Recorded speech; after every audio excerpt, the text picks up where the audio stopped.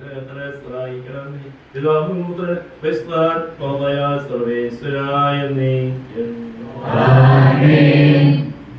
സഹോദരരെ, വിശുദ്ധ പൗലോസ് തെസ്സലോനിക്കർക്കെഴുതിയ 1-ാം ലേഖനത്തിലെ വായന 5-ാം അധ്യായം 12 മുതലുള്ള വചനങ്ങൾ കർത്താവേ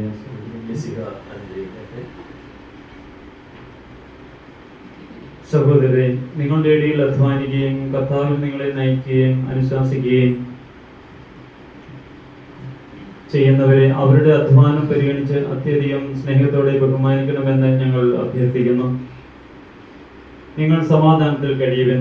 സഹോദരരെ, നിങ്ങളെ ഞങ്ങൾ ഉദ്ബോധിപ്പിക്കുന്നു. അലസരെ ശാസിക്കുവൻ, ഭീരുക്കളെ ധൈര്യപ്പെടുത്തുവൻ, ദുർബലരെ സഹായിക്കുവൻ, എല്ലാ മനുഷ്യരോടും ക്ഷമാപൂർവം പെരുമാറുവൻ. ആരും ആരോടും തിന്മയ്ക്ക് പകരം തിന്മ ചെയ്യാതിരിക്കാനും തമ്മിലും എല്ലാവരോടും സദാ നന്മ ചെയ്യാനും ശ്രദ്ധിക്കുവൻ.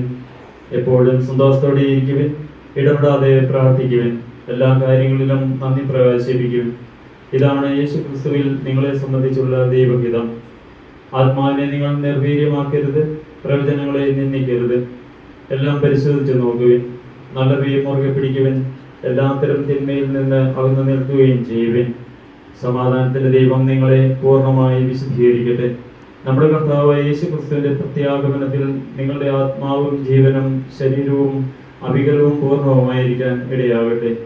നിങ്ങളെ വിളിക്കുന്നവൻ വിശ്വസ്തനാണ്, അവിടുന്ന് അതനുസരിച്ച് പ്രവർത്തിക്കുകയും ചെയ്യും. സഹോദരരെ, ഞങ്ങൾക്ക് വേണ്ടി പ്രാർത്ഥിക്കുവിൻ. വിശുദ്ധ ചുംബനം കൊണ്ട് എല്ലാ സഹോദരരെയും അഭിവാദനം ചെയ്യുവിൻ. ഈ കത്തെല്ലാ സഹോദരെയും വായിച്ചു കേൾപ്പിക്കാൻ കർത്താവിന്റെ നാമത്തിൽ നിങ്ങളെ ഞാൻ ചുമതലപ്പെടുത്തുന്നു. നമ്മുടെ കർത്താവായ യേശു ക്രിസ്തുവിന്റെ കൃപ നിങ്ങളോടുകൂടെ.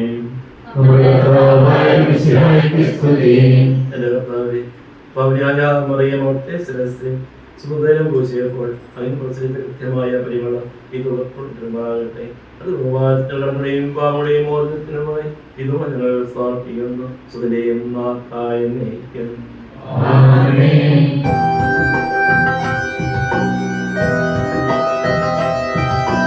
ഹല്ലേലൂയ പാടിയിടുന്നേ, ഹല്ലേലൂയ ഹല്ലേലൂയ. നല്ലോരാശയന്മാരായി വന്നു നിറഞ്ഞൊരുളും വീഴുന്നു. രാജാവിന്തിരുമുൻപിൽ കീർത്തനമതുമായി ഞാനൊരുക്കിയിടട്ടെ.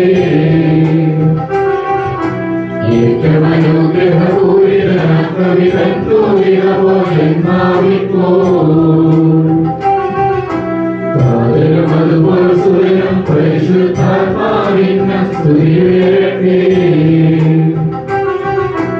ആദിമുതൽക്കേ ഇന്നും നിത്യവുമായി ഭവിച്ചിടട്ടെ. ആമേൻ. ഹല്ലേലൂയ പാടിയിടുന്നേ, ഹല്ലേലൂയ ഹല്ലേലൂയ. നമുക്ക് ശ്രദ്ധാപൂർവം നിന്ന് പരിശുദ്ധ സുവിശേഷം ശ്രവിക്കാം.